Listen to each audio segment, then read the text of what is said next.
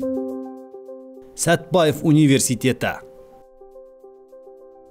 Сәтбаев университеті Қазақстандағы ең көне және алдыңғы қатарлы техникалық университет. Ол тау-кен және мұнай өндіру саласында көптеген зерттеулермен танымал. 80 жылдан астам тарихы бар әйгілі жоғарғы оқу орны Қазақстандағы техникалық білім беру ісінің көшбасшысы болып табылады. Ал техникалық мамандықтар университеттің бетке ұстар айнасы болып саналады. Университет көп салалы болғандықтан, мұнда сәулет және менеджмент мамандықтарында оқуға болады. Қазақстанда жоғары білім беру жүйесін өзгерту аясында 2014 жылы Қаныш Имантайұлы Сәтбаев атындағы университетке ұлттық ғылыми зерттеу университеті мәртебесі беріліп, бұл өз кезегінде әлемдегі ең таңдаулы университеттермен бірлесіп жұмыс істеуге жол ашты. Қазір университет дүниежүзі бойынша 25 елдің жетекші 174 жоғары оқу орындарымен ынтымақтастық қарым-қатынас жасайды.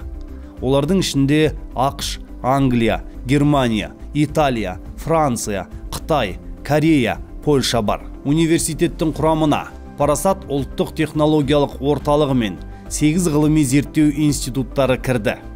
Бүгінгі таңда Сәтбаев университеті тау-кен металлургия және мұнай-газ саласы бойынша ірі өнеркәсіп орындарымен бірлесе отырып, ғылыми зерттеу жобаларын және жоғары білікті мамандар даярлау ісін жүзеге асырып келеді.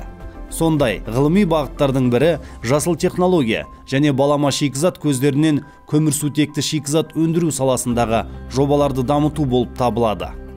Университет құрамында сонымен қатар халықаралық білім беру және өндірістік орталықтар, қазақстандық және шетелдік өндіріс орындарымен бірлесе ашылған еншілес кәсіпорындар бар. Қаныш Имантайұлы Сәтбаев атындағы Қазақ ұлттық техникалық зерттеу университеті ғылыми және инновациялық қызметі республиканың басымды 5 ғылыми бағыты бойынша жүргізілетін іргелі және қолданбалы ғылыми зерттеулерді дамытуға, сондай-ақ экономиканың нақты секторларын ғылыми технологиялық тұрғыдан қамтамасыз етуді көздей отырып және жеке инвесторларды баулу мен мемлекеттік жекеменшік серіктестік құралдарын қолдана отырып техникалық инновациялар құруға бағытталған. Сәтбаев университеті мұнай қолдану саласы мен басқа да салалар бойынша ірі мемлекеттік жобаларға ғылыми техникалық қолдау көрсету жағынан барлық халықаралық талаптарға сай келеді.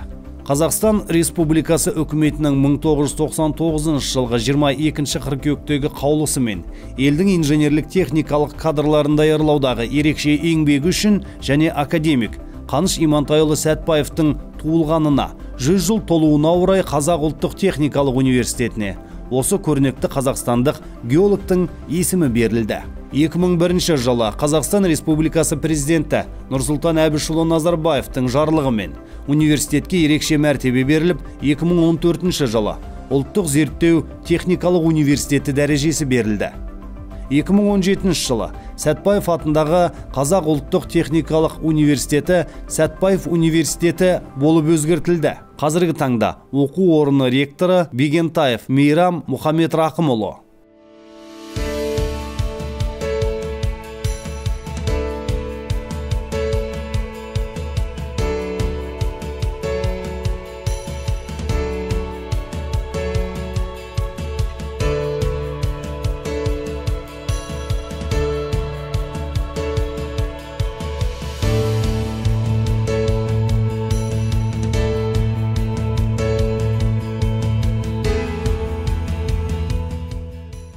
Бүгінгі күні Сәтбаев университетінде 12 оқу корпусы, 7 студенттер үйі, 1 кітапхана, 9 институт, 6 ғылыми зерттеу институты, 32 кафедра, 630 оқытушы, 3 ғылыми білім беру орталығы, 114 оқу зерттеу зертханасы, 11 ғылыми зертхана, 15 спорт секциясы, 14 студенттік ұйымдар, әскери кафедра, 2 полигон бар. Сәтбаев университеті ұлттық және халықаралық рейтингтерде жетекші позицияларға ие және білім, ғылым және технологиялар саласындағы 9 қауымдастық пен консорциумның қауымдастырылған мүшесі болып табылады. Штаттық қызметкерлерінің 50%-дан астамы жоғары дәрежеге ие. Оқыту кредиттік жүйеге сәйкес жүзеге асырылады. Қазіргі уақытта университет қабырғасындағы білім алушылар саны 10.604. Оның ішінде бакалавриатта 9154, магистратурада 686, докторантура бойынша 323, қашықтан 441 адам білім алады. Сәтбаев университеті Алматы қаласындағы ірі жоғары оқу орындарының бірі. Аталған университет халықаралық және ұлттық рейтингтерде алдыңғы қатарда. Білім сапасын қамтамасыздандыру бойынша тәуелсіз агенттігі рейтингісі бойынша Қазақстан Республикасының топ-1 техникалық университеті Times Higher Education World University Rankings рейтингінде 1001 плюс орынды иеленген. Ұлттық бірыңғай тестілеу қорытындысы бойынша 2021-2022 оқу жылына түскен студенттердің ең төменгі шекті балы 65 және ең жоғары бал 121.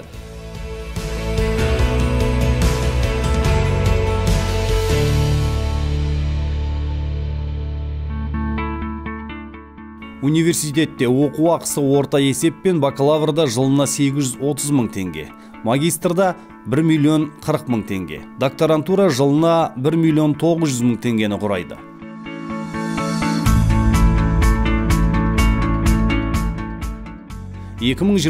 жылы түлектерінің жұмысқа орналасу көрсеткіші 87%-ді құрайды. Аталған университет білім сапасын қамтамасыздандыру бойынша тәуелсіз агенттігінен, аккредиттеу және рейтинг тәуелсіз рейтингі агенттігінен, Азин, Казси агенттіктерінен аккредитация өткен.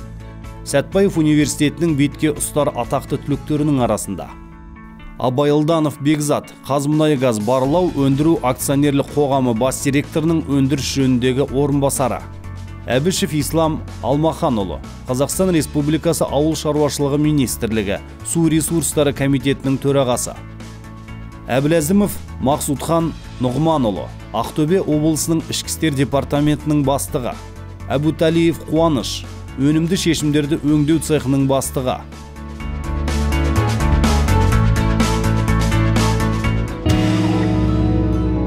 Сәрсен Аманжолов атындағы Шығыс Қазақстан университеті. Сәрсен Аманжолов атындағы Шығыс Қазақстан университеті. Университет тарихы 1952 жылдың 5 шілдесінен басталады. 4-10 жылдықтың мерзімінде институт тек республикада ғана емес, сондай-ақ КСРО-да жетекші жоғарғы оқу орындарының бірі болды. 1991 жылы Өскемен педагогикалық институты Шығыс Қазақстан мемлекеттік университеті болып өзгертілді және Қазақстандағы 3-ші университет тәуелсіз мемлекеттің құрдасы болды.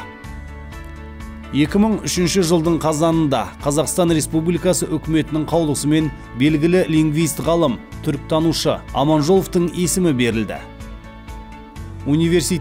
Университеттердің Еуразиялық қауымдастығының белсенді мүшесі болып табылады. 2009 жылдың қыркүйегінде обсерватория алқасының шешімі бойынша университет баллон үрдісінің принциптерін жүзеге асыру үшін университеттердің ұлы хартиясына біріккен 600 әлемдік жетекші университеттердің қатарына енгізілді. Қазіргі таңда Төлеген Мұхтар Әділбекұлы 2018 жылдың 29 қаңтарынан бастап Сәрсен Аманжолов атындағы Шығыс Қазақстан университетінің ректоры болып қызмет атқарады.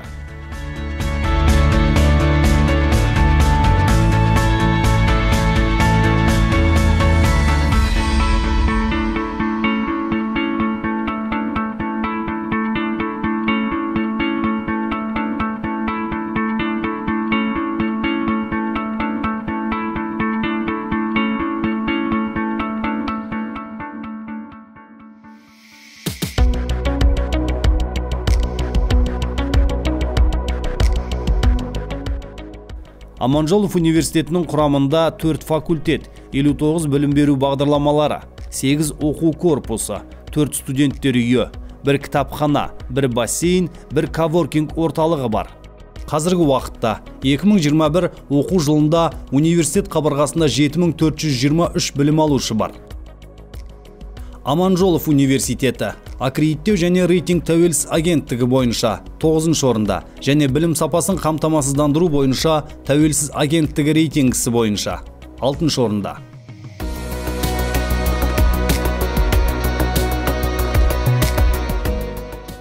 Ұлттық бірыңғай тестілеу қорытындысы бойынша 2021-2022 оқу жылына түскен студенттердің ең төменгі шекті балы 55 және ең жоғары бал 140.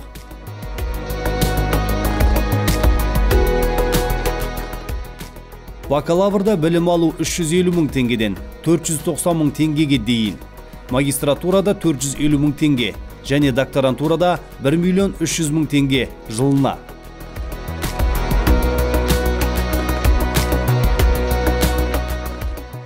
2020 оқу жылы түлектерінің жұмысқа орналасу көрсеткіші 98%, 2021 оқу жылы қорытындысы бойынша 98%. Аталған университет аккредиттеу және рейтинг тәуелсіз агенттігімен білім сапасын қамтамасыздандыру бойынша тәуелсіз агенттіктерінен аккредитация өткен. Аманжолов университетінің бетке ұстар атақты түлектерінің арасында Төлемісова Роза Әшімханқызы, Шығыс Қазақстан облысы тілдерді дамыту жөніндегі басқарма басшысы, Ибраев Айдар Маратұлы, Шығыс Қазақстан облысы Жарма ауданы әкімінің орынбасары, Шабер Виталий Николаевич, Шығыс Қазақстан облысы прокурорының орынбасары, Қайырбеков Нұрлан Мұратұлы, Шығыс Қазақстан облыстық сотының төрағасы сынды тағы басқа азаматтар білім алған.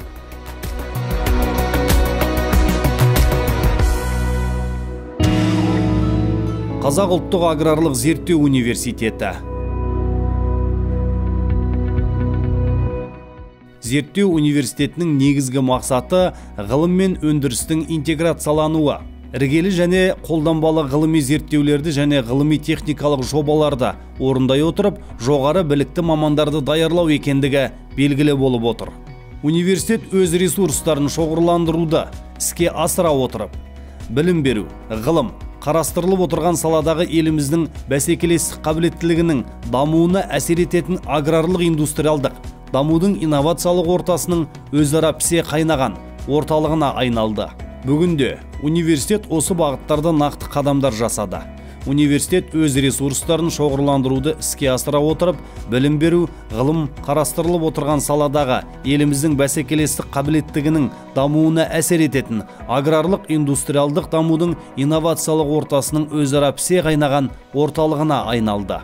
Университет базасында құрылған фермерлердің жоғары мектебі еліміздің агроөнеркәсіптік кешендерінің, шаруа қожалықтарының басшылары мен қызметкерлері үшін экстеншн халықаралық моделі бойынша білім беру және консалтингтік қызмет көрсетіледі. Әр дәуір ел алдында өз міндеттері мен жаңа талаптарын қояды. Өткен ғасырдың 30-шы жылдары Қазақстанда социалистік меншікпен ұжымдастыру негізінде ауыл шаруашылығы дами бастады. Қойылған міндетті іске асыру үшін білікті кадрлар қажет болды. Осыған байланысты жоғары ауыл шаруашылық оқу орындарын құру туралы шешім қабылданды. Алматы зооветеринарлық институты Қазақстанның бірінші ауыл шаруашылық және екінші жоғары оқу орны. 1929 жылы РСФСР Халық комиссарлар кеңесінің қаулысымен ветеринарлық институт құрылды. Институттың ресми ашылуы 1929 жылдың 1 қазанында өтті. 1996 жылы Қазақстандағы ең көне екі жоғары оқу орны Алматы зооветеринарлық институты мен Қазақ ауыл шаруашылығы институтының негізінде Қазақ мемлекеттік аграрлық университеті құрылды. 2001 жылдың 5 шілдесінде Қазақстан Республикасының президенті Нұрсұлтан Әбішұлы Назарбаевтың жарлығымен Қазақ мемлекеттік аграрлық университетіне ерекше мәртебе беріліп, университет Қазақ ұлттық аграрлық университетіне айналды. Бұл өз кезегінде оның имиджін, беделін арттырды. Осылайша білікті мамандарды даярлау жауапкершілігін арттырды. Қазақ ұлттық аграрлық университеті өзінің мәртебесіне сәйкес оқу процесінде инновациялық және озық әдістерді пайдалана отырып, ауыл шаруашылығы мамандарын даярлау сапасын арттыру дәстүрін берік ұстанып келеді. Жоғары оқу орны құрылғаннан бері ұжыммен бүгінгі күнге дейін республикамыздың агроөнеркәсіптік кешенінің білім беру саласы мен ғылымының дамуына айтарлықтай үлес қосқан 140 мыңнан астам мамандар дайындалды.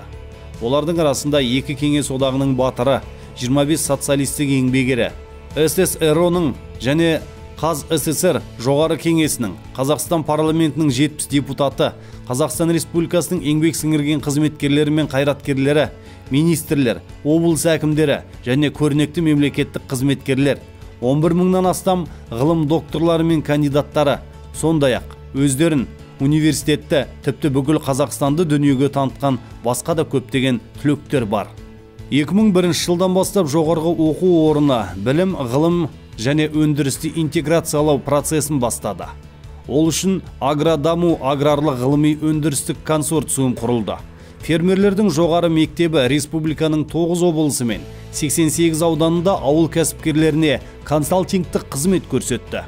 Аграрлық білім берудің мектеп, колледж, университет секілді үздіксіз жүйесін жүзеге асыратын агробілім халықаралық қауымдастығы мен шағын академиясы құрылды. 2010 жылдан бастап жоғарғы оқу орны үздік шетелдік ғылыми орталықтар мен жоғарғы оқу орындар сарапшыларының қолдауымен жобалық басқарудың халықаралық стандарттары негізінде ұлттық зерттеу университетіне айналу процесін бастады.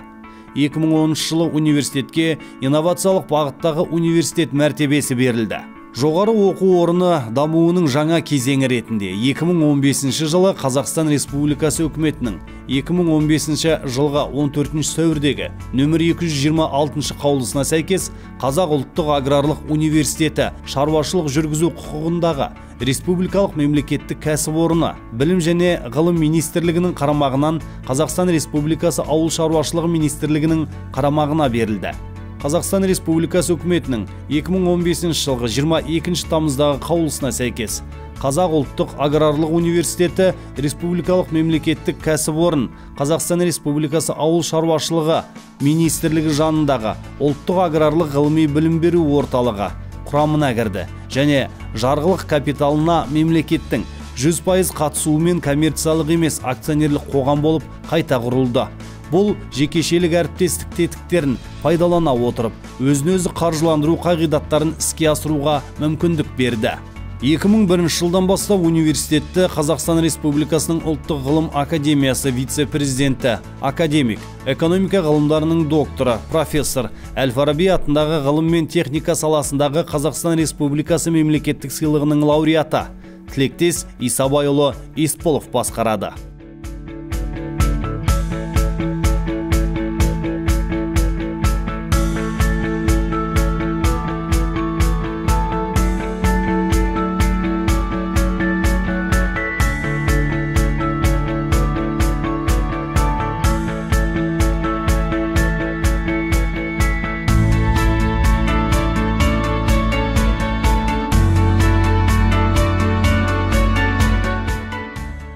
Жүйелі жұмыс нәтижесінде университет 9 халықаралық және ұлттық рейтингке лайықты орынға ие болды.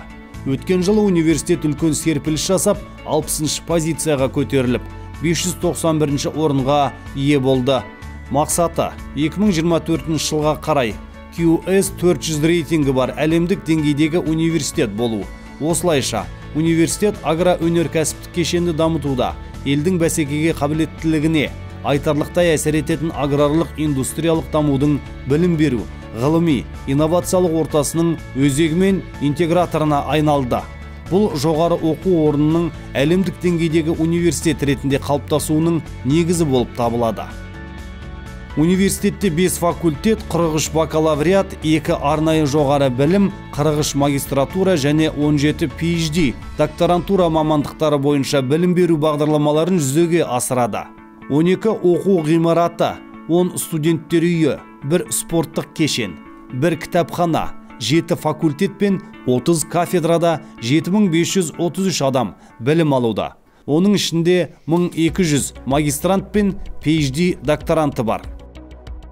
Қазақ ұлттық аграрлық зерттеу университеті Алматы қаласындағы ірі жоғары оқу орындарының бірі.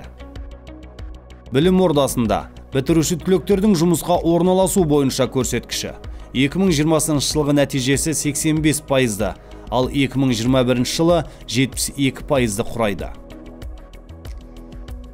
Университетте оқу ақысы орта есеппен бакалавриатта 250 мыңнан бастап жылына 1 миллион 82 мың 600 теңгеге дейін, Магистратурада деңгейі жылына 646.300 теңгеден 1 миллион теңгеге дейін. Докторантурада жылына 1.307.000-нан 1.900.000 теңге аралығын қамтиды. Аталған университет КАСИ Қазақстандық инженерлік білім беру қауымдастығынан аккредитациядан аккредиттелген. Қазақ ұлттық аграрлық зерттеу университеті бетке ұстар атақты түлектерінің арасында Есімов Ахметжан Смағұлұлы, экономика ғылымдарының докторы, Қазақстан Республикасы тұңғыш президентінің штаттан тыс көмекшісі Әли Әбдікәрімұлы Бектаев, қазақстандық саясаткер, Ауыл халықаралық демократиялық патриоттық партиясының төрағасы, Түркістан қаласының әкімі, Түркістан облысынан Қазақстан парламент сенатының депутаты. Ақылбек Қажығұлұлы Күрішбаев, Қазақстан Республикасының сенат депутаты. Серік Әбікенұлы Үмбетов, мемлекет қайраткері. Қазақстан Республикасының ауыл шаруашылығы министрі. Тағы басқа көптеген азаматтар білім алған.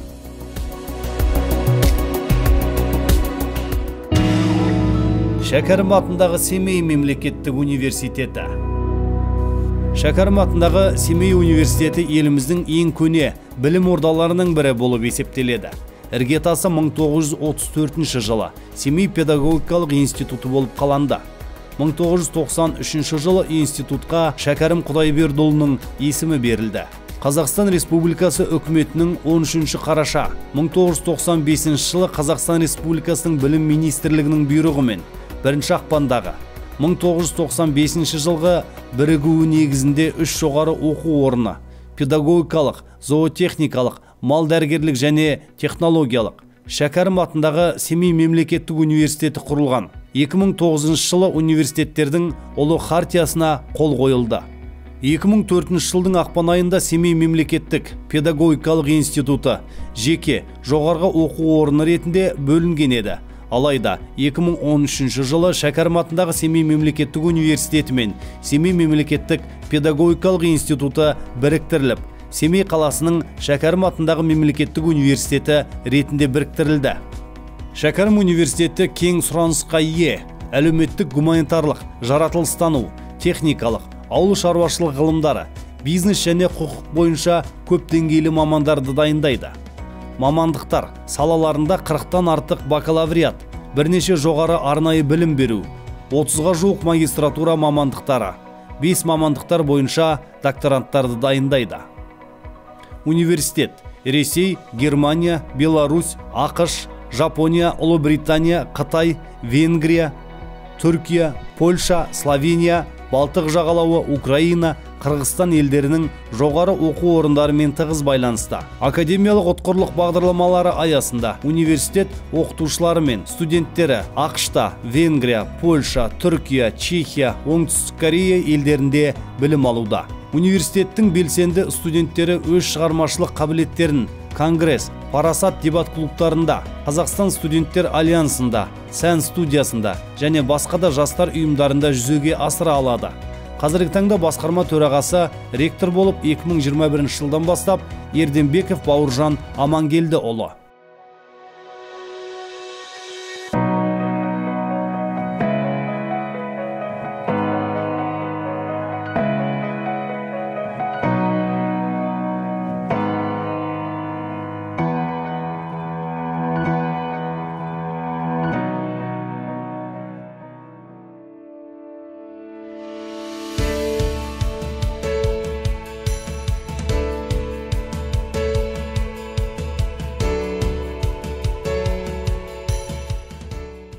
Білім ордасында 3 факультет, 52 мамандық, 5 оқу корпусы, 4 студенттер үйі, 2 спорт кешені, 1 кітапхана, 1 бассейн, 1 коворкинг.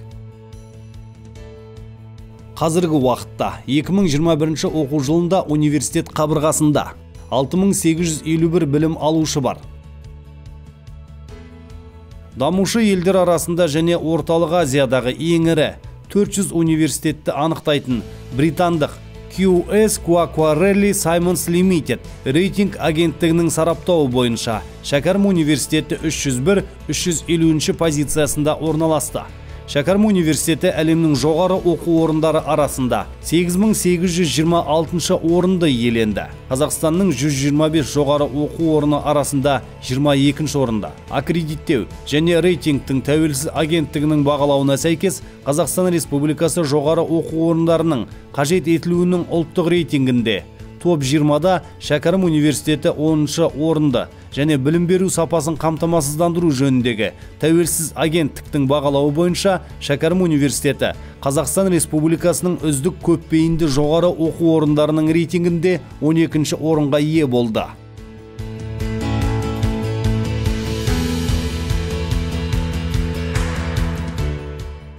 Ұлттық бірыңғай тестілеу қорытындысы бойынша 2021-2022 оқу жылына түскен студенттердің ең төменгі шекті балы 50 және ең жоғары бал 132.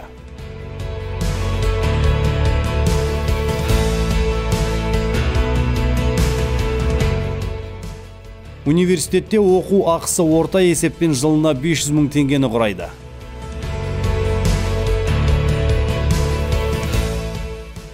Екі 2020 жылы түлектерінің жұмысқа орналасу көрсеткіші 73%, 2021 жылы да біркелкі 73%-ды құрайды. Аталған университет ААРКа және рейтинг тәуелсіз агенттіктерінен аккредитация өткен. Шәкәрім атындағы Семей университетінің бетке ұстар атақты түлектерінің арасында Заитов Ринат Рифхатұлы, айтыскер ақын. Балахметов Қожахмет Балахметұлы, кеңестік және қазақстандық ғалым, педагог, тарихшы, мемлекет және қоғам қайраткері. 1974-1987 жылдары Қазақ КСР оқу министрі, Қазақ КСР халық мұғалімі, Қазақ КСР жоғары оқу орнының үздігі, КСР және Қазақ КСР халық ағарту ісінің үздігі. Мұхамеджанов Төлеген Мұхамеджанұлы, қазақ композиторы, қоғам қайраткері, Қазақстанның еңбек сіңірген қайраткері, Қазақстан Республикасы мемлекеттік сыйлығының лауреаты, Қазақстан Республикасы парламенті мәжілісінің депутаты, Қазақстан Республикасы парламенті сенатының депутаты. Еспенбетов Арап Слямұлы, филология ғылымдарының докторы, профессор, КСР халық ағарту ісінің үздігі, Қазақстан Республикасының білім беру ісінің құрметті қызметкері, Қазақстан Республикасының еңбек сіңірген қайраткері және тағы басқа азаматтар білім алған. Қарағанды индустриалды университеті. Қарағанды индустриалды университеті бірегей жоғары оқу орны. Оның жарты ғасырдан артық тарихы қала және ел тарихымен тығыз байланысты. Жеңістен кейін Қазақстан соғыстан зардап шеккен өңірлердің экономикасын қалпына келтірудегі жұмыстардың тірек базасы болды. Ел басшылығымен Теміртауда өндірістік толық циклды металлургиялық зауыт салу туралы шешім қабылданады. 1950 жылғы күзде болашақ өндіріс алыбы аумағында Қазақстан магниткасының алғашқы қазығы геодезистермен қағылды.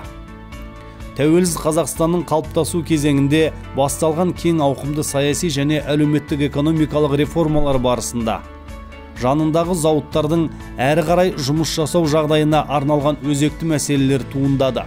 1993 жылы жанындағы зауыттың базасында Қарағанды металлургиялық институты құрылды. Қазақстан Республикасының тәуелсіздігінің 10 жылдық мерейтойы қарсаңында мемлекет басшысы Нұрсұлтан Әбішұлы Назарбаевтың тапсырмасымен институттың жаңа оқу зертханалық корпусының құрылысы аяқталды. 2001 жылы 12 желтоқсанда Қазақстан Республикасы президентінің сапары кезінде 1,5 миллион ақш доллары қаржы көлемінде заманауи жабдықтармен жабдықталған жаңа корпустың салтанатты ашылуы мемлекет басшысы Нұрсұлтан Әбішұлы Назарбаевтың тікелей қатысуымен өткізілді. Қымбат жабдықтарды сатып алу оқу үрдісін әлемдік стандарттар деңгейінде ұйымдастыруға мүмкіндік берді. 2006 жылы Қарағанды металлургиялық институты базасында Қарағанды индустриялық университеті құрылды. Университет басшылығы әлемдік білім кеңістігіндегі интеграциялық процестерге ерекше көңіл бөледі. 2009 жылы жоғары оқу орны университеттердің ұлы хартиясына қол қойды. Осы хартияға қол қойылғаннан кейін жоғары оқу орны академиялық ұтқырлық бағдарламасын жүзеге асыруға белсене қатысады. Қол қойылған келісім шарттарға сәйкес Қарағанды университеті студенттері мынандай шетел университеттерінде оқу мүмкіндігіне ие болды. Химиялық технологиялық және металлургия университеті София қаласы, Болгария. Экономикалық университеті Катовица қаласы, Польша. Люблинск техникалық университеті, Польша. Университеттің студенттері және магистранттарына дәріс оқу үшін Ресей, Қытай, Польша, Болгария, Германия елдерінің жетекші ғалымдары шақырылады. Жоғары оқу орнынан кейін магистрлік дайындық бойынша ортақ білімдік бағдарламалар әзірленуде. 2014 жылдан бастап Қарағанды индустриалды университеті академиялық ұтқырлық бағдарламасына Үндістан елінің студенттері де қатысады. Оларға университеттің жетекші ғалымдары және мамандары дәріс оқиды және практикалық сабақтарды өткізеді. Бүгінгі таңда Қарағанды индустриалды университеті техника мен технологиялар, құрылыс және бизнес инновациялар және Қазақстан Республикасының индустриялық дамытудың басым бағыттары бойынша ғылыми зерттеулер саласында маманданған жоғары білікті кадрларды даярлау бойынша Қазақстанның жетекші университеттерінің бірі. Жарты ғасырдан астам уақыт ішінде 24 мыңға жуық адам университет түлектері болды. Оның ішінде 14 мыңнан астамы тәуелсіздік жылдары инженерлік білім алған. Университет түлектері талантты инженерлер, ғалымдар, табысты кәсіпкерлер, ірі кәсіпорындар мен ұйымдардың басшылары, мемлекеттік және саяси қайраткерлерге айналады. Университеттің профессор, оқытушылар құрамы мен студенттері біздің жоғары оқу орындары түлектерінің қатарында. Қазақстан Республикасының тұңғыш президенті елбасы Нұрсұлтан Әбішұлы Назарбаевтың болғанын ерекше мақтан тұтады. Қазіргі таңда университет ректоры Абдрасилов Болатбек Серікбайұлы.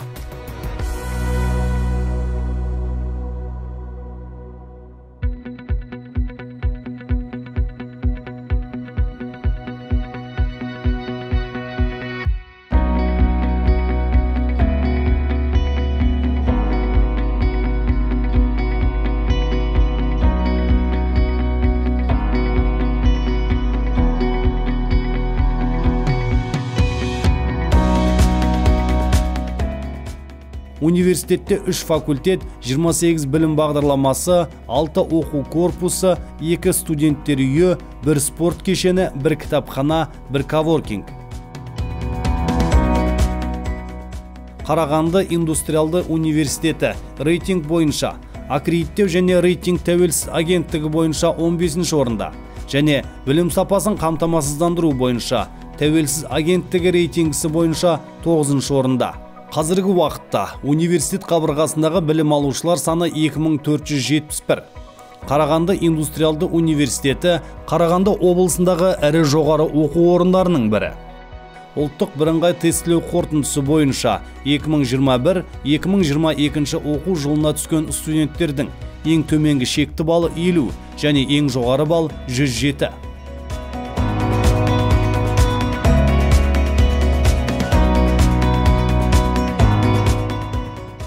Университетте оқу ақысы орта есеппен жылына 400 мың теңгені және қашықтан білім алу 290 мың теңгені құрайды. –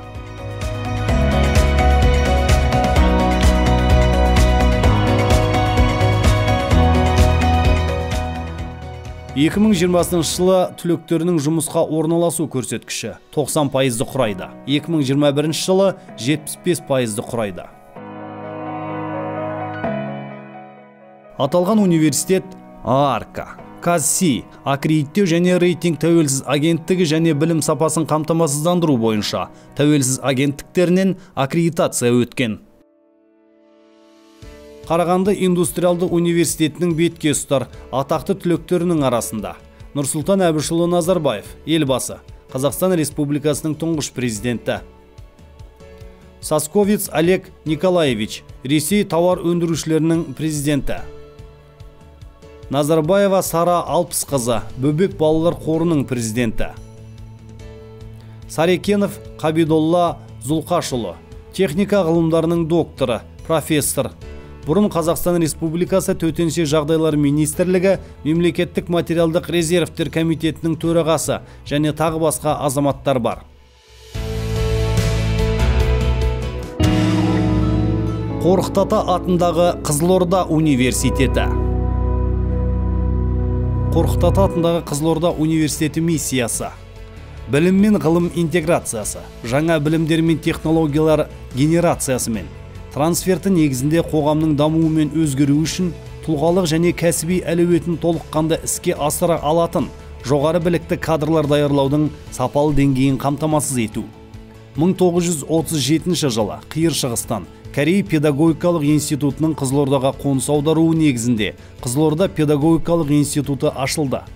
Қазақстан Республикасы үкіметінің 1998 жылдың 24 наурыздағы нөмір 256 қаулысымен Қорқыт Ата атындағы Қызылорда гуманитарлық университеті мен Ыбырай Жақаев атындағы Қызылорда политехникалық институты қосылып, Қорқыт Ата атындағы Қызылорда мемлекеттік университеті болып қайта құрылды. 1992 жылы Гоголь атындағы Қызылорда педагогикалық институты Қорқыт Ата атындағы Қызылорда педагогикалық институты болып қайта аталады. 1998 жылдың 24 наурызы Қорқыт Ата атындағы Қызылорда гуманитарлық университеті Ыбырай Жақаев атындағы Қызылорда политехникалық институтымен бірігіп, Қорқыт Ата атындағы Қызылорда мемлекеттік университеті болып қайта құрылды. Қазіргі таңда университет ректоры филология ғылымдарының кандидаты Кәрімова Бейбіткүл Сәрсемханқызы.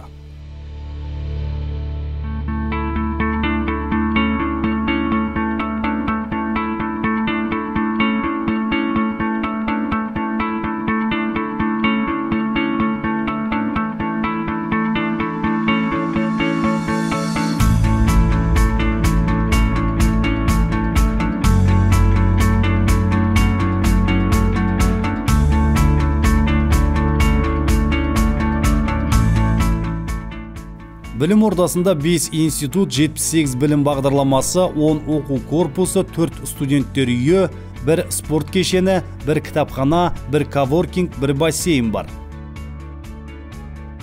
Қорқыт Ата атындағы Қызылорда университеті Қызылорда облысындағы ең ірі жоғары оқу орындарының бірі.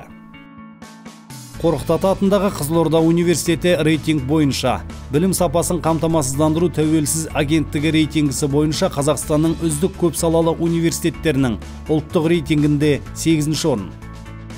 Аккредиттеу және рейтинг тәуелсіз агенттігі бойынша 7-ші орынды иеленді. Қазіргі уақытта университет қабырғасындағы білім алушылар саны 8007. Ұлттық бірыңғай тестілеу қорытындысы бойынша 2021-2022 оқу жылына түскен студенттердің ең төменгі шекті балы 50 және ең жоғары бал 137.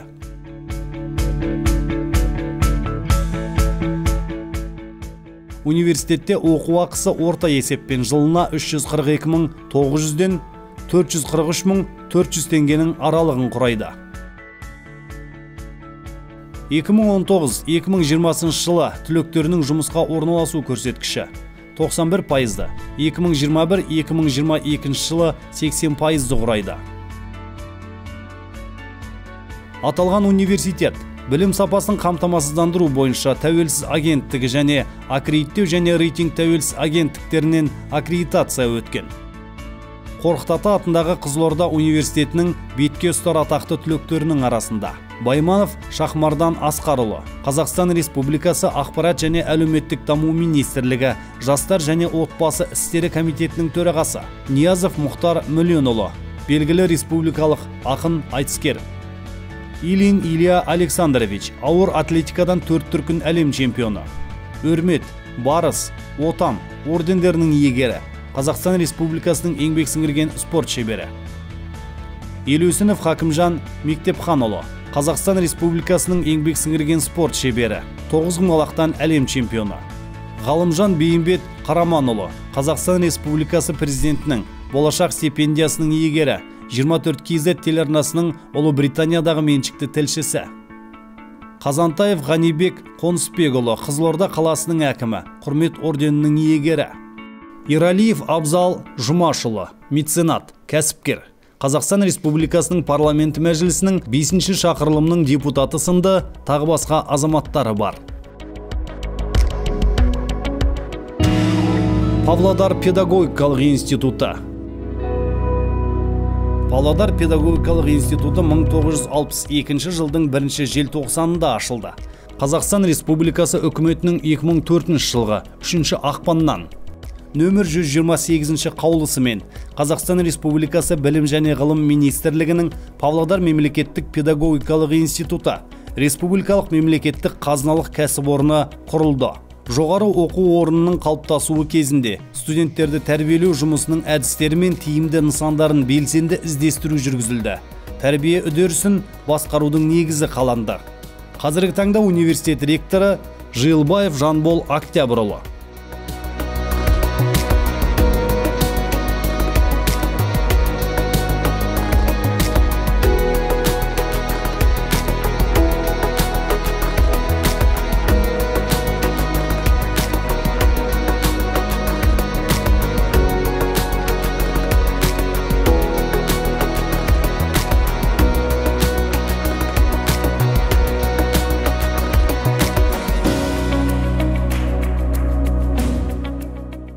Университетте 4 жоғары мектеп, 38 бакалавр, 17 магистратура, 8 докторантура бағыты бойынша білім береді.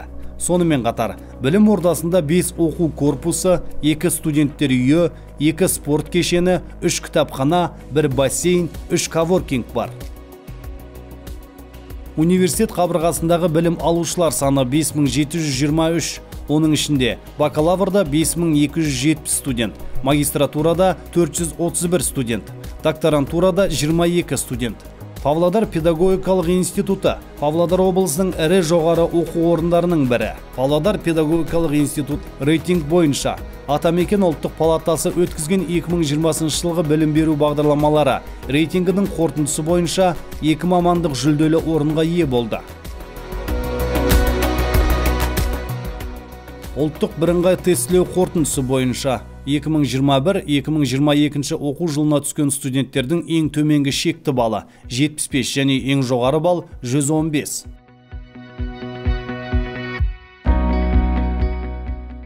Университетте оқу ақысы орта есеппен бакалаврда мемлекеттік грант 901 мың теңге, ақылы бөлім 495 мың теңге.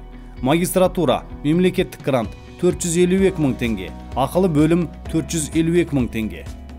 Докторантура мемлекеттік және ақылы оқу гранттары 1 миллион 307 мың теңгені құрайды.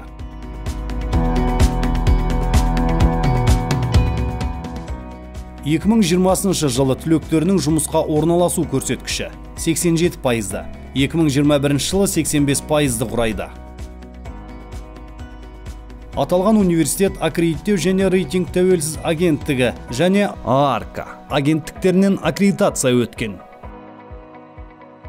Павлодар педагогикалық институтының бетке ұстар атақты түлектерінің арасында Ахметова Гүлназ Кенжетайқызы 2010 жылдан бастап өрлеу білім беру жүйесінің басшы және ғылыми педагогикалық кадрларының біліктілігін арттыру республикалық институтының директоры. Құрманова Айзада Амангелдинқызы Павлодар облысының әкімі орынбасары. Нұрпейісов Қайрат Айтмұхаметұлы Павлодар облысының экс-әкімі. Наурызбаева Гүлбарам Әуесханқызы Павлодар облысының кәсіподақ ұйымының төрайымы. Иман Жүсіпов Ержан Ұланұлы самбо күресінен әлем чемпионы, тағы басқа азаматтар білім алған. Рудный индустриалды институты. Рудный индустриалдық институтының тарихы аумақтағы ең ірі кен байыту өндірісі. Соколов-Сарыбай тау-кен байыту өндірістік бірлестігі акционерлік қоғамының тарихымен тығыз байланысты. 1959 жылы 25 маусымда Рудный қаласында Соколов-Сарыбай кен байыту комбинаты дерегінде Қазақ мемлекеттік металлургия институтының кешкі факультеті ашылды. 1959 жылы күзде 100 кешкі факультеттің бірінші студенттері болды. 1978 жылғы 1 қаңтарда КСР Министрлер кеңесінің нөмір 765 қаулысымен КазПТИ филиалы Қазақстандағы 53-ші еркін жоғары оқу орны Рудный индустриалдық институты болды. Қазіргі уақытта Рудный индустриалдық институты техникалық ғылым саласында инфрақұрылымы дамыған заманауи ғылыми білім кешені болып табылады. Институт құрамында 3 факультет, 7 кафедра, студенттерді оқыту жалпы орта техникалық және кәсіби жоғары білім базасында күндізгі, кешкі және сырттай оқу нысаны бойынша мемлекеттік және орыс тілдерінде 18 бакалавр мамандықтары бойынша жүргізіледі. Осы жылдар ішінде Рудный индустриалдық институты қабырғасында әрі басшы, бизнесмен, мемлекеттік қызметкерлер және көрнекті ғалым болған 25 мыңнан астам жоғары білім мамандары даярланды. Қазіргі таңда басқарма төрағасы, ректор, техникалық ғылымдардың докторы, профессор Найзабеков Әбдірахман Батырбекұлы.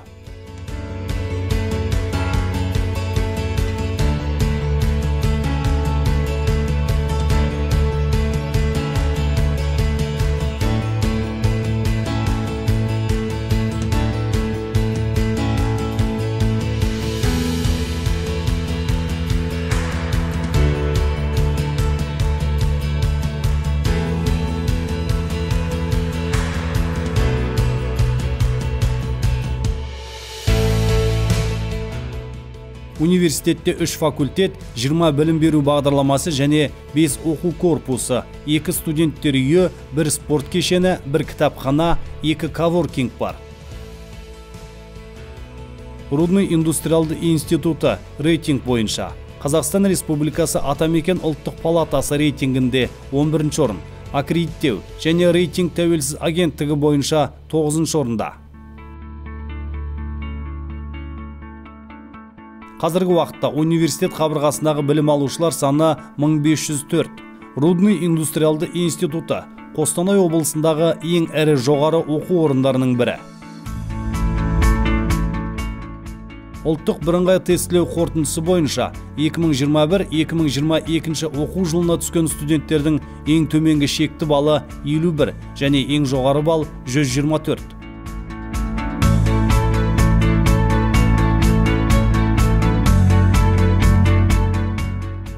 Университетте оқу ақысы орта есеппен жылына 380 мың теңгені құрайды.